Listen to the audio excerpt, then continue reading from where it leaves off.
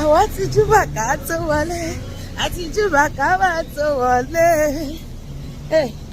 Tóyìn, olúwa Tóyìn, júbà rẹ lọ́wọ́lọ́wọ́. Èmi ti júbà kí n tó wọlé. Àdáṣe ní ìmọ̀ ìbà kí ó mọ̀. Mo ti júbà kémi tó wọlé. Àjúbà Ọlọ́run bàbá, àjúbà Ọlọ́run ọmọ, ẹ̀mí mímọ́ àdàbọ̀run. Àjúbà rẹ, Akiikitan, eledumare. Bàbá mi ló ń jẹ́ bẹ́ẹ̀. Akiikitan ni Jesu tó wá sáyé. Ó mú ìgbàlà ńlá wá fún ẹ̀dá ènìyàn. Kábíyèsí rẹ, Olódùmarè. Jẹ́ àjọkọ́. Akiikitan, eledumare ni. Akiikitan ni Jesu tó wá sáyé. Ó mú ìgbàlà ńlá wá fún ẹ̀dá ènìyàn. Ṣé wọn náà ti gba ìgbàlà yẹn? Kábíyèsí rẹ, Olódùmarè. Ìbà rẹ bàbá mímọ́, alágbára onílé ọlá. Dánsákì rẹ o Jésù, Ọlọ́run mi ìwọ mà ní.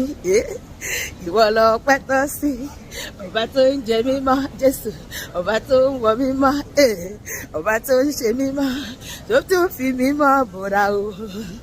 Akiikitan, ṣe bóun lórúkọ rẹ, pariwo. Akiikitan, eledumare. Akiikitan ni Jésù tó wá sáyé. Ó mú ìgbàlà ńlá wá fún ẹ̀dá ènìyàn. Kábíyèsí rẹ, Olódùmarè. Ó ti wá mi rí. Ṣé ó ti wá wọ náà rí? Ó ń pè wọ́n náà lónìí, máa bọ̀ lọ́dọ̀ ẹ̀. Jésù ló ń pè ẹ́. Ó ti pè mí wálé. Ó sọ mí dá láyọ̀. Jésù ti Násárẹ́tì, àló ti wá mi rí. Nígbà tí mo ṣáko lọ, tí mo wá nínú ayé lọ, Jésù ló pè mí wálé. Ó gbé mi sí èjìká rẹ̀. Jésù ti Násárẹ́tì o, ó ti wá mi rí. Ó ti pè mí wálé. Ó sọ mí dá láyọ̀. Jésù ti Násárẹ́tì. Òyìnbó wọ́n wá Ọlọ́run lọ sínú afẹ́fẹ́, sínú òṣùpá. Nígbà tí wọn ò rí di Ọlọ́run o, wọ́n wá sọ wípé kò sọ Ọlọ́run. Aṣiwèrè ló ní Ọlọ́run sí. Ta ló lè túṣẹ́ Olúwa wò? Kò sí, kò sẹ́nìkan. Oṣó ló fẹ́ túṣẹ́ Olúwa wò, wọn ò lè tú, kò sẹ́nìkan. Bàbá nítorí ọ̀rọ̀ rẹ̀ mo gbé ọ̀gá.